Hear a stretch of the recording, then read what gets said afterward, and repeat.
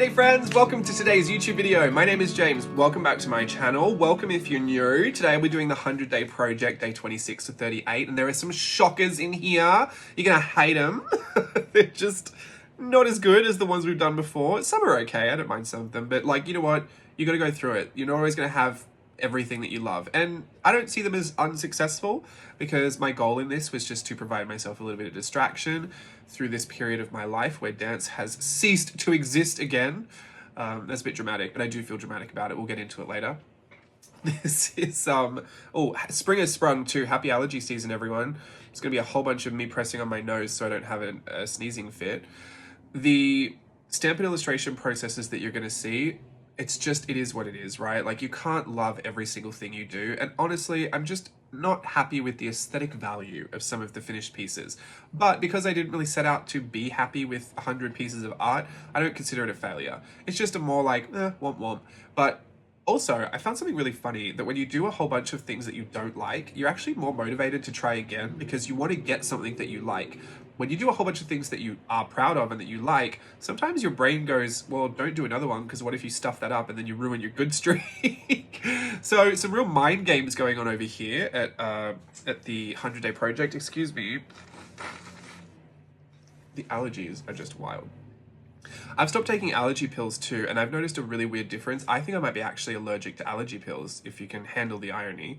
I have sneezing fits, and after I stopped taking allergy pills, after my sneezing fits, I don't have the completely blocked mask that I've had before, and I don't have the sinus pressure and the headaches and migraines that I've been having. Also, after the sneezing fits, I would get a really tight chest and I'd be short of breath on the pills. Once I stopped taking the pills, none of that.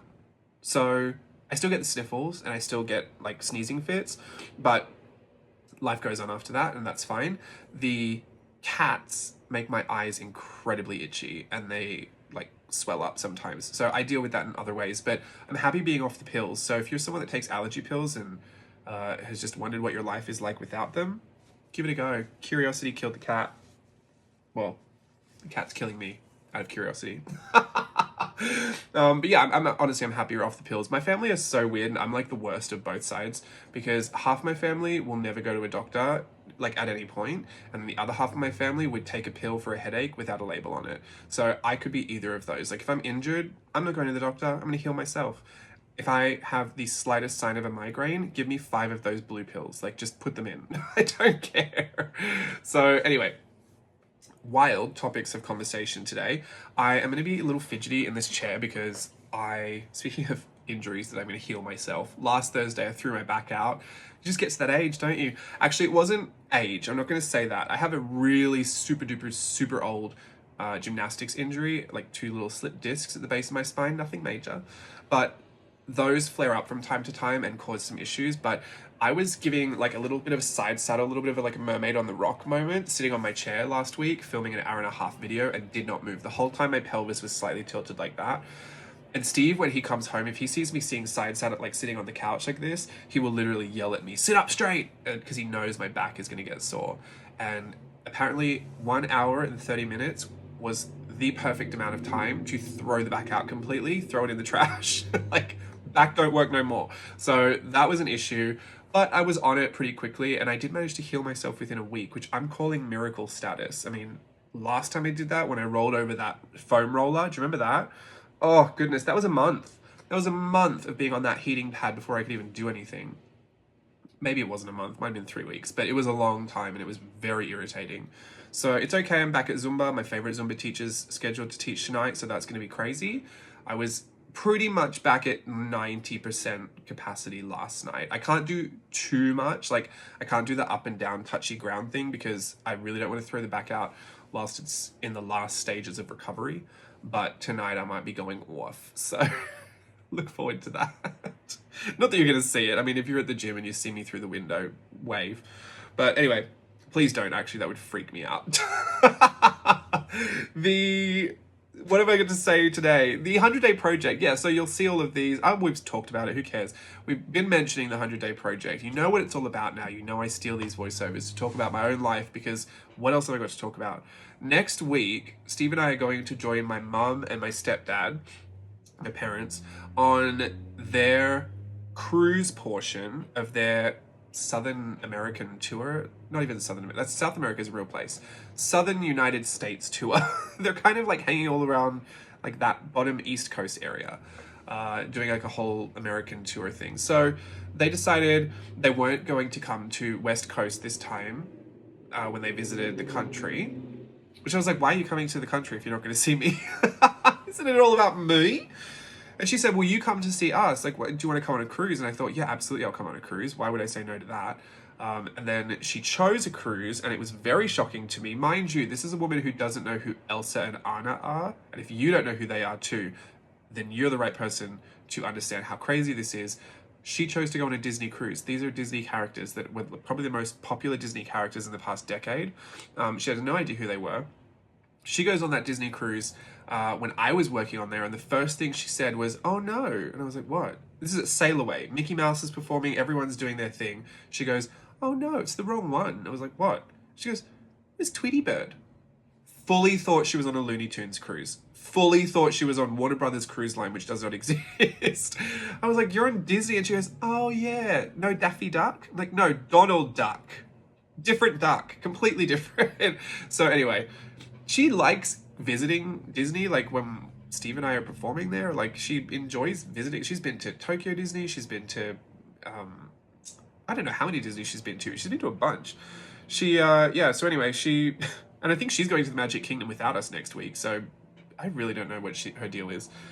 She decided that she's going to go on the Disney Fantasy, which is the cruise ship that I worked on when I got hit by the van. So I have been in a real state. I'm the queen of compartmentalizing. I should get an award for it. I'm so good at it, to be honest. But this has been a really hard one to kind of put in the box and put at the back of my brain, because I'm struggling right now. I'm having like a really hard time emotionally dealing with just the thought that like, what if this is another 7 years of not dancing again? Like, it can't be. I know I've talked about this with patrons already.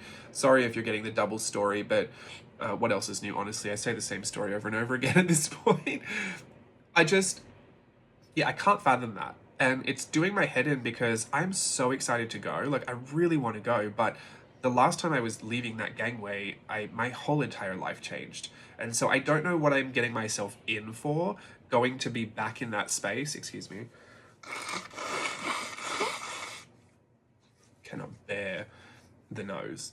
I don't know what I'm going to put myself through going to see all of that. I've already like struggled mentally a little bit with the idea of watching the shows and seeing people do the job that I love so much that I wish I could be doing. It's a whole bunch of things, like a whole bunch of feelings and thoughts going on. Ultimately, I'm absolutely going to love it and enjoy it. But I do also anticipate, and I was chatting to Steve about it, like if I have a little moment, if I need to like cry a little bit, like just, I'm not crazy. It's just gonna be a little bit difficult. And he was like, no, I'm sure. And even my mum said, like, are you gonna be okay going on? I was like, yeah, I'll be fine. So anyway, no one's expecting me to do the impossible and just, muscle through it. But it's giving me some wild feelings. Anyway, I don't want to go there because it's honestly a little bit unresolved and I have to think about it some more. But I got my Pirate Night outfit, so that's nice. It hasn't arrived. Hopefully it'll arrive before I go. Otherwise I'm going to have a stupid pirate outfit for no reason. Virtual Voyage 8, Pirates of the Caribbean. Or maybe I could film my No. It's like, maybe I could film my virtual voyage on Disney Cruise Line. No. I'm going to have a holiday. I literally need to go on a holiday. I've been non-stop since November, since I got back from my sister's wedding, November 22nd, I think. I literally have not stopped a moment. I've been work. And this cruise / the 2 days we're going to be at Walt Disney World beforehand, this was my moment of like, all your work will be done, you will be on vacation, like enjoy the 10 days or whatever it is that you'll be on holiday. So this is actually like supposed to be my big old holiday, even though I don't see it like that for some reason. And I even knew, like, all through Patreon, like anytime I felt overwhelmed or stressed or felt like I just really couldn't get through, I was like, well, you just have to make it till April 5th and you'll be on holidays. As now that April 5th is almost here, I'm like, do I feel like I'm ready to go on holidays? Like, I feel like I still have all this work to do, and I do. I still have to do my Art Stack stuff, and I still have to make some YouTube videos for while I'm away, but really that's it. Like, Collage Club is done. Playtest Patreon is finished. Yeah, I mean, that's really everything else that I have. Art Snacks will take me a couple of days though, so should get on that this weekend. This weather here has been kind of crazy. It's actually kind of a nice semi-overcast day today, if you're curious to know about that. California is apparently not in drought anymore, or some parts of it, I'm not quite sure, which is amazing. Do I have any other news? I don't think I do. I really don't have any other news. Playtest Patreon 3 is finished. If you, I don't want to call you out, but I'm absolutely going to call you all out today.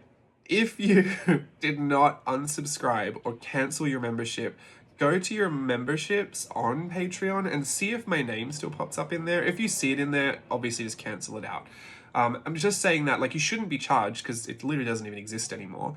I closed it yesterday, but if we do open up for Playtest Patreon 4, say I open it up in July for some reason, and you're still subscribed, you will just be auto re-enrolled, but there'll be a new tier, so you actually won't see anything. You'll just be charged money for nothing. That's what happened at the start of this year. That's why I had to go through all of those refunds for the exact same thing that I said last time.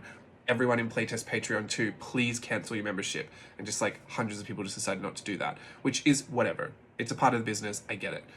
But if you can manage to hear this and go and do it right now, please do that. Because you guys are really funny, and I know you're really sweet by saying this. Everyone always says in these things, I'm so sorry, hopefully hopefully it's just me, like hopefully you don't have too many of these to deal with. It's absolutely always as many people as you think. I'm literally dealing with like 20 people doing it all at once every single time. Which, again, I shouldn't really complain because there are worse jobs to do in this world, but it could just be really easily avoided if you just cancel it. For those that didn't manage to make their way over to Teachable, please email me at jameslukeburke@msn.com, and I will just send you that access code. Please, just the patrons. There is only a certain amount of people that can get that access code, so if the numbers don't line up, I'll know someone made it in there that shouldn't have made it in there. And I really don't want to have to go through searching there. But yeah, there's only a couple of people who didn't make it over there, so that should be fine. I'll hopefully deal with that later today. The experience was great. I don't know what I was thinking doing 3 videos a week. That was honestly way too much. I can say all of this now that it's finished. No, I think people knew it was probably a lot as I was going through it. It was a lot to do that and to do all my other jobs. I said this, I think, before, like, if I only had to do videos about me journaling and, like, sitting here and chatting to you, I could do that. Like, who couldn't do that? But it was all the other stuff that I was doing alongside of it. Like, none of my other duties changed. I still had all my YouTube, I still had my Art Snacks, I still had my Collage Club, I still had all the other work that I do in the background to actually keep the businesses running. I do the Etsy and the products and all that stuff. I was gonna say all that garbage, because my mum says it like that. I was gonna say all that fun stuff, but garbage was about to come out, so I just stopped myself. Anyway. But yeah, the experience I had this time was really great. I got exactly what I wanted to get out of it, which was nice. A lot of good information about what I want to do in the future for YouTube. The issues that I had in the past of people, like patrons, having kind of... There was certain communications that I had in the past on Patreon that left me a little bit, like, skeptical about wanting to return to Patreon, if I can say that. They weren't the worst in the world, but, like, there were some interactions where I just thought, oh, I could do without that. Like, I really just no. I don't want to deal with that. And that was completely gone this time. So I don't know if the world has changed or people's ideas about Patreon have changed or the community's just changed. I have no idea. But I was very lucky to get through all of this without 1 ounce of negative feedback, which was very, very nice for me. Yeah, I just don't love to deal with that. I never take it too personally, but I mean, you just never like it. I can be quite an aggressive person and also very confrontational. And I find it one of the biggest challenges in my business, actually, is to not just be the 18-year-old inside of me that would take any opportunity to lash out and, like, be angry and call someone out publicly and, like, really go there. Like, I just don't know if people know that about me. I was and still have the potential to be a very, very nasty person. Shouldn't laugh like that, but, like, it's honestly true. I don't know, when people still say things like, oh, you're so nice, or like, oh, just baffles me. Like, in my head, I know what I've been like since I've been born up until now, and I really just sometimes don't think those titles fit, but it's sweet, and I'll accept the compliment. Thank you. But yeah, that is such a struggle not to be super confrontational and really nasty whenever I get met with any slight amount of like negativity or something. It's just wild. That's why I think I watch a lot of drama stuff on YouTube, because it still kind of, maybe this is terrible, but like it kind of feeds that part of me that I don't know if this is a bad thing. I feel like it gets it out. Like, I feel like I can process all that out there, and I'll yell at the iPad and like get all crazy up in the iPad and just about complete drama that has nothing to do with me. It has absolutely nothing to do with my world. I would never cross paths with any of these people, but I can like direct all my aggression and my crazy there. And then so when I come to deal with my business and my community, I can just be like, you know, be respectable, be kind, be nice. It's okay. Anyway, we should move on from that topic. What else have I been doing? I bought some new clothes, actually.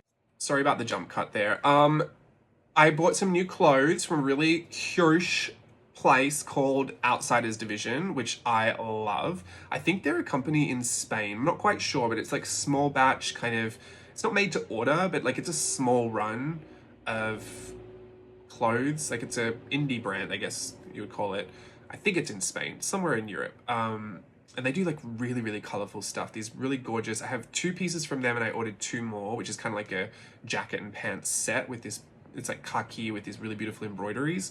And then the other thing I have is like a patchwork leather, like different color blocked bomber jacket. And then I also have a knit sweater that's like all different knits, and they're all different color blocked things as well. Like each cuff is different knits. It's really, really fun. Very, very colorful, very crazy, very much like one of my journal pages threw up into clothes, and that's why I love them. But yeah, they're a little expensive. I've been on a journey to replace a lot of fast fashion with more, I'm not going to say sustainable, more quality pieces, there you go, so that I don't need to run through as many clothes. Especially like things, when I went to the gym, this was twofold. Once I was wearing really cheap clothes to the gym, they kind of fell apart as I was exercising, and I thought, this is wild. And then also, I felt like when I wore nicer things to the gym, I felt better, and feeling better made me feel better about being there and going there, right? Sometimes you really just gotta help yourself out and like do something nice for yourself and like capitalize on good feelings to motivate you to do things. It's like the stars in my journal. I love seeing the stars. I still love seeing the health effort stars I have. Blue for walking, pink for weights, which there are hardly any pink. I have hand weights down there. I never use them. And green for Zumba. Red for dancing. I love the red dance stars. But green for Zumba. And I'm on a 3-day streak right now. No, Monday, Tuesday, Wednesday. Oh, I'm on a 4-day streak. Yeah. And I'm going tonight. So 5-day streak, 5 stars. Feels so good. Maybe I'll go tomorrow too. I just get really obsessed with collecting the stars because I love the visual of what the effort looks like. You know, I can see it in the mirror when I look at my body and I'm like, oh yeah, look, you're making progress. But also like just to have another visual of it there. It's like when you see those, like those temperature, what are they called? The beakers or I don't know, the thermometers. And you see like someone's got like $10,000 goal and then they color in a little section and you just see it. It's so fascinating to me why that feels extra motivating. And as journalists, like art journalists, we can be visual that way. We can like really contribute to our own success that way. I will say, however, ironically, whenever I used to make weight charts, I stopped doing it. Whenever I made weight charts, I would put like a picture of myself at the starting point so I could move it like snakes and ladders. And I say snakes and ladders because that's how my weight journey would go. I would move it and then I'd have to go right back to the top. It was so sad. Every time I made a weight chart, it just got worse. My mum has the one from when I made it. Goodness, when did I make that one? It was years and years and years ago. And I remember making that photo thinking like, whoa, I'm huge. I can't believe how fat I got. Now I look super slim in that photo compared to what it got to. But yeah, it's been wild. It's a wild journey for the visual motivation journeys. what's the word? Who cares? We don't need a word for it. Hopefully you know what I'm talking about. That's pretty much it for me, honestly. Everything's going pretty well. Did I tell you Steve's been kind of killing it with photography lately? I'm loving that. We were talking about choosing a date for a little meetup. We're thinking end of April, but again, I have to actually pick it, so you've got some time to be able to get there. Anyone thinking about coming to this meetup from like out of town or anything, it is so, I haven't even picked a date, but I really, really do appreciate it. Just hopefully you make it worth your while. I cannot actually bear the pressure of thinking that someone would make effort to come out of their way to come to a meetup. And I know it's kind of rare, like we don't get to go to journal meetups a lot, so I get it, like it's a fun thing to do, but yeah, hopefully you're doing other things. So please don't hinge all of your joy in making it to the meetup because it's just a meetup. I don't know why I say that. Like no one had a problem last time, but I don't know. It really gets me nervous because some of you are so sweet and you will like literally come, and I don't know, it gets me nervous.